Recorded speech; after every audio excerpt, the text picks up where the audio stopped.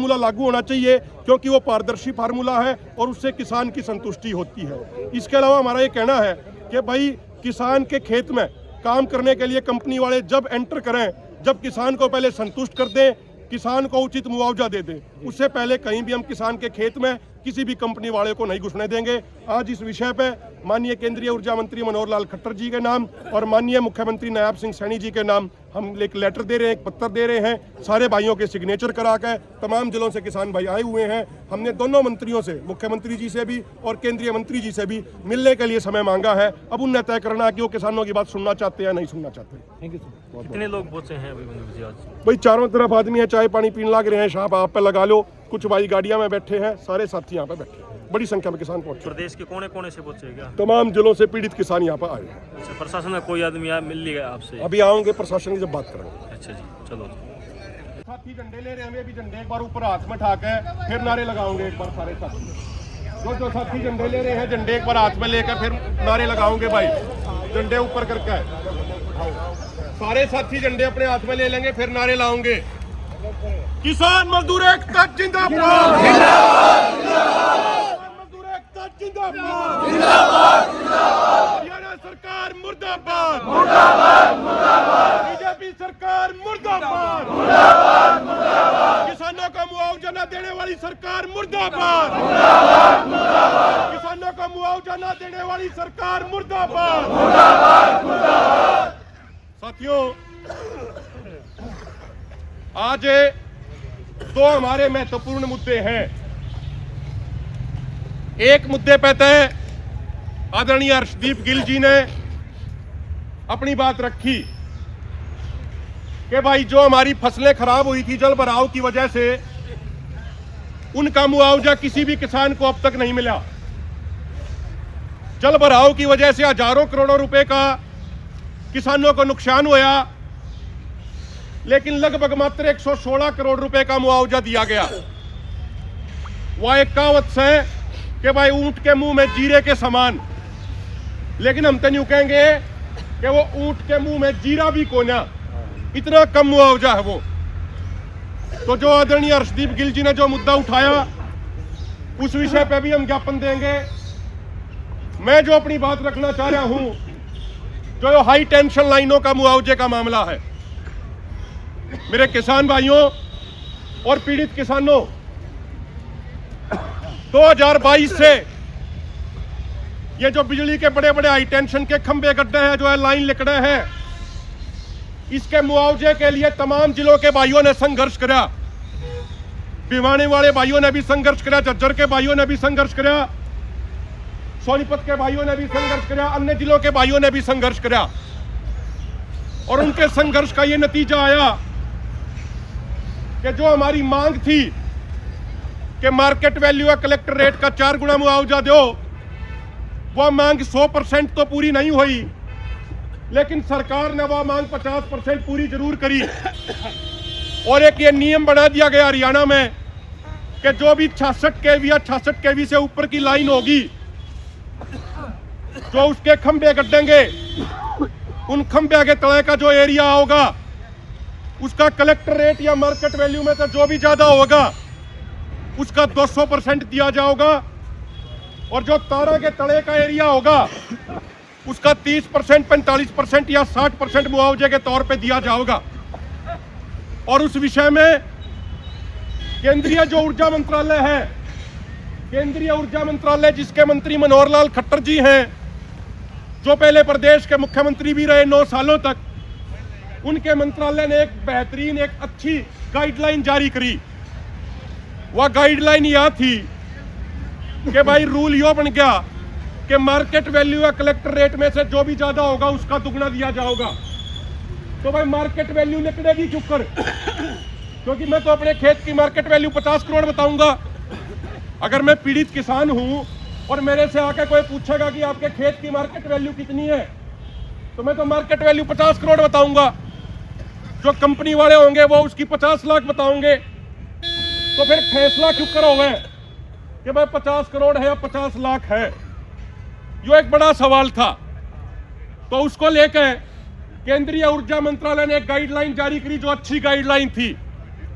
उन्होंने कहा कि मार्केट वैल्यू निकालने के लिए 3 इंडिपेंडेंट इवेल्युएटर लागे जाओगे, 3 अलग अलग इवेल्युएटर लाए जाओगे। एक इवेल्युएटर होगा पीड़ित किसानों की तरफ से, एक इवेल्युएटर होगा कंपनी वालों की तरफ से और एक इवेल्युएटर होगा सरकार की तरफ से, और उसके बाद मुआवजा तय किया जाएगा। तीनों अलग अलग इंडिपेंडेंट इवेल्युएटर होंगे। लेकिन मेरे भाइयों, मेरे बुजुर्गों, जो मनोहर लाल खट्टर जी के मंत्रालय ने जो गाइडलाइन जारी करी, उन गाइडलाइनों में हरियाणा के किसानों के साथ एक बहुत बड़ा खेल कर दिया गया। हरियाणा के किसानों के साथ एक बहुत बड़ा विश्वासघात कर दिया गया। माननीय मनोहर लाल खट्टर जी हरियाणा से आते हैं, 9 साल तक हरियाणा के मुख्यमंत्री रहे, लेकिन जब उनका मंत्रालय को एक गाइडलाइन बना रहा था तो उसी हरियाणा के किसानों के साथ बहुत बड़ा अन्याय कर दिया गया। और वो अन्याय क्या किया गया? जो केंद्र सरकार ने गाइडलाइन जारी करी, उस गाइडलाइन में लिख दिया कि मार्केट वैल्यू काटने के लिए जो अलग अलग 3 इवेल्युएटर लगाए जाएंगे, वो फार्मूला सिर्फ इंटर स्टेट लाइनों के लिए लागू होगा, इंट्रा स्टेट लाइनों के लिए लागू नहीं होगा। मैं अपनी देसी भाषा में आपने बताऊं, इंटर स्टेट का मतलब हुआ है जो लाइन एक राज्य से दूसरे राज्य में जाती होगी, 2 राज्यों के बीच में के जो लाइन 2 राज्य के उसमें जाओगी लाइन, उसको बोला जाता है इंटर स्टेट लाइन। और जो एक राज्य के भीतर होगी, जो एक ही राज्य के एक जिले से दूसरे जिले में जाओगी, उसको बोला जावा है इंट्रा स्टेट लाइन। तो जो लाइन एक राज्य से दूसरे राज्य में जाओगी, सिर्फ उसी की मार्केट वैल्यू काटने के लिए 3 अलग अलग इवेल्युएटर लगेंगे। और जो इंट्रा स्टेट लाइन होगी, जो एक ही राज्य के एक जिले से दूसरे जिले में जाओगी, उसकी मार्केट वैल्यू काटने के लिए इवेल्युएटर नहीं लगेंगे। उसकी मार्केट वैल्यू काटने के लिए डीसी के नेतृत्व में एक यूजर कमेटी बना दी जाएगी, और वो यूजर कमेटी आपकी रजिस्ट्री के आधार पर आपकी मार्केट वैल्यू तय कर देगी। तो हमारी पहली मांग ये है इस विषय में, और इसका हम पत्र भी आज सौंपेंगे, केंद्रीय ऊर्जा मंत्रालय से मीटिंग के लिए समय भी मांगेंगे, मुख्यमंत्री जी से भी मीटिंग के लिए समय मांगेंगे। और इसी मुद्दे पर पहले आप 15 दिसंबर ने पानीपत में भी बड़ा प्रदर्शन कर चुके हैं, 18 सितंबर ने सोनीपत में प्रदर्शन कर चुके हैं।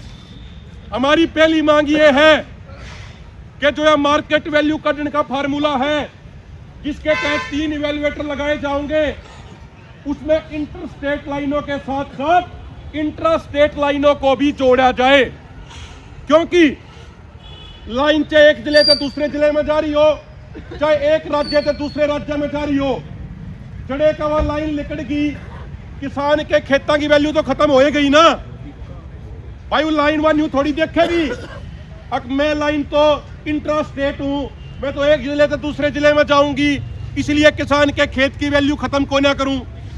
और इंटर स्टेट लाइन यूं देखे, अगर मन्नत है एक राज्य से दूसरे राज्य में जाना है, इसलिए मैं इनकी जमीन की वैल्यू खत्म कर दूं, ऐसा तो नहीं होता ना भाई। लाइन जड़े का लिकड़गी, खंबे जड़े का गड़ गए, उनकी वैल्यू तो खत्म होगी ना, किसान का तो नुकसान हो गया ना।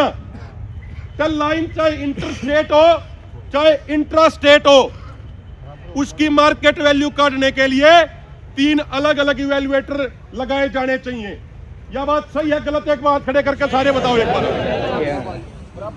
दूसरी बात, एक हम सरकार को यह कहना चाहते हैं कि मान लो आप किसी दुकान पर जावे हैं और हमको एक सामान खरीदे हैं, तो वो सामान हमारे दौरे जब आओगा, वो सामान हमारे हाथ में तभी आओगा जब हम उसकी पेमेंट कर देंगे, जब हम उसके पैसे दे देंगे। यह बात सही है गलत है? भाई आप कोई भी मोबाइल फोन खरीदने चले गए दुकान पे, 10,000 का मोबाइल फोन है, मोबाइल फोन आपकी जेब में तब आओगा जब आप अगले दुकानदार भाई को 10,000 रुपए दे दोगे। तो उसी तरीके से हमारी ये मांग है कि किसान के खेत में खंबा तब गड़ेगा जब किसान को संतुष्ट किया जाएगा, किसान के खाते में उचित मुआवजा आ जाएगा, उसके बाद किसान के खेत में खंबा गड़ना चाहिए। उससे पहले कहीं भी किसी भी जगह किसी भी जिले में किसी भी किसान भाई के खेत में खंबा नहीं गड़ने देंगे। यह बात सीआईडी वाले भाई, आईबी वाले भाई कान खोल कर सुनिए। जब किसान के खाते में मुआवजा आ जाएगा, जब हमारा किसान भाई संतुष्ट हो जाएगा, उसके बाद उसके खेत में काम करो। उससे पहले किसी भी कंपनी वाले को काम नहीं करने दिया जाएगा। अगली बात साथियों, मेरे दोहरे की यह कॉपी है। आपने बेरा किया पायो प्रयास करया करे कि जो भी बात करी जाए वह तथ्य के आधार पर हुआ, मुद्दे के आधार पर हुआ, फैक्ट के आधार पर हुआ। ये बीजेपी वाले जो लीडर हैं, ये सारे नेता एक बात कहते हैं, आपने भी सुना होगा, अक्सर टीवी डिबेटों में उनकी बात आवे है, एक देश एक चुनाव, एक देश एक कानून। यह बात कवे है कि नहीं कहते? लेकिन हरियाणा के किसानों के साथ एक अन्याय और कर दिया गया। जो अपना हरियाणा का पड़ोसी राज्य है राजस्थान, राजस्थान में भी भारतीय जनता पार्टी की सरकार है, हरियाणा में भी भारतीय जनता पार्टी की सरकार है, केंद्र में भी भारतीय जनता पार्टी की सरकार है। लेकिन हरियाणा में क्या नियम बनाया इन्होंने? हरियाणा में नियम बनाया कि जो खंबे के तले का एरिया होगा उसका कलेक्टर रेट या मार्केट वैल्यू का 2 गुना, यानी सिर्फ 200% मुआवजे के तौर पे दिया जाएगा। लेकिन राजस्थान के अंदर राजस्थान सरकार ने क्या कानून बनाया, उसकी कॉपी हमारे हाथ में मौजूद है कि जो 66 केवी या 66 केवी से ऊपर की लाइन होगी, उसका खंबा जहां भी गड़ेगा, उस खंबे के तले जो भी एरिया होगा उसका 4 गुना मुआवजा किसानों को दिया जाएगा।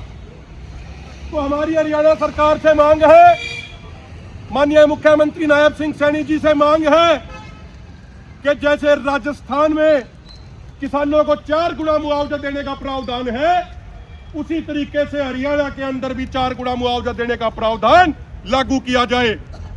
हमारे यहाँ की जो जमीन है उसकी वैल्यू भी राजस्थान की जमीन से ज्यादा है, उसकी उपजाऊ शक्ति भी राजस्थान की जमीन से ज्यादा है। तो फिर हमारे यहाँ 2 गुना क्यों? तो ये बिजली के खंभे तब गढ़ने देंगे जब राजस्थान की तरह हमारे किसानों को भी 4 गुना मुआवजा दिया जाएगा। अगली बात साथियों, एक इन्होंने स्लैब बना दिया, 3 अलग अलग स्लैब के जो तार जाओगे, उन तारा के तले का जो एरिया होगा ग्रामीण एरिया में उसका 30% देंगे, अर्ध शहरी एरिया में 45% देंगे और शहरी एरिया में 60% देंगे। मेरे किसान भाइयों, एक बात आपसे मैं कहना चाहता हूं कि होना चाहिए था उल्टा। ग्रामीण इलाके में सबसे ज्यादा होना चाहिए था, क्योंकि नुकसान तो सबसे ज्यादा ग्रामीण इलाके में है। भाई शहर में तो जड़े का लाइन एक बार लिकड़ गई, लेकिन जिस खेत में का लाइन लिकड़ जाएगी उस खेत में आप ईख की खेती नहीं कर सकते, आप बाग बगीचा नहीं लगा सकते। अगर उन तारा के तले आधे घंटे तक आपका ट्रैक्टर खड़ा रह गया तो आपके ट्रैक्टर की बैटरी भी कभी खत्म हो जाएगी, ट्रैक्टर आपका स्टार्ट नहीं होगा। उस खेत में मजदूर भाई भी काम करने के लिए जाने से कतराते हैं, क्योंकि जब उन तारा के तले काम कर रहे हैं, जब उन्हें धान लावे हैं तो पाया में हल्का हल्का करंट आवे है। इसीलिए हमारी यह स्पष्ट मांग है कि जो ग्रामीण एरिया में भी जहां से हाई टेंशन लाइन के तार गुजर रहे हैं, उन्हें भी तारों के नीचे वाले एरिया का कलेक्टर रेट या मार्केट वैल्यू का कम से कम 60% मुआवजा किसानों को दिया जाना चाहिए। और मेरे बुजुर्गों, नौजवान साथियों, आखिर में सिर्फ 1-2 बात कह के अपनी बात को खत्म करूंगा। लोकतंत्र के अंदर किसी भी मुद्दे का समाधान बातचीत से ही संभव है। हम सरकार को यह कहना चाहते हैं कि हमने पहले भी 2-3 बड़े धरने अलग अलग जिला मुख्यालयों पर दे लिए। हमारी यह स्पष्ट मांग है कि बातचीत के माध्यम से इस मुद्दे का हल किया जाए। अगर सरकार या कंपनी वाले कर्मचारी किसानों के साथ धक्केशाही करने का प्रयास करेंगे, किसानों के साथ जबरदस्ती करने का प्रयास करेंगे, तो वह धक्केशाही हम नहीं चलने देंगे। मैं आपसे एक निवेदन करता हूं कि अगर किसी भी गांव में कंपनी वाले जबरदस्ती काम करें, आपके खेतों में जबरदस्ती घुसे, तो पहला शांतिपूर्ण तरीके से उनको रोको। और अगर वो ज्यादा पुलिस फोर्स बुला ले हैं, आप यूनियन के भाइयों को संदेश दो, पूरी यूनियन आपके समर्थन में पहुंचेगी, सारे संगठन आपके समर्थन में पहुंचेंगे।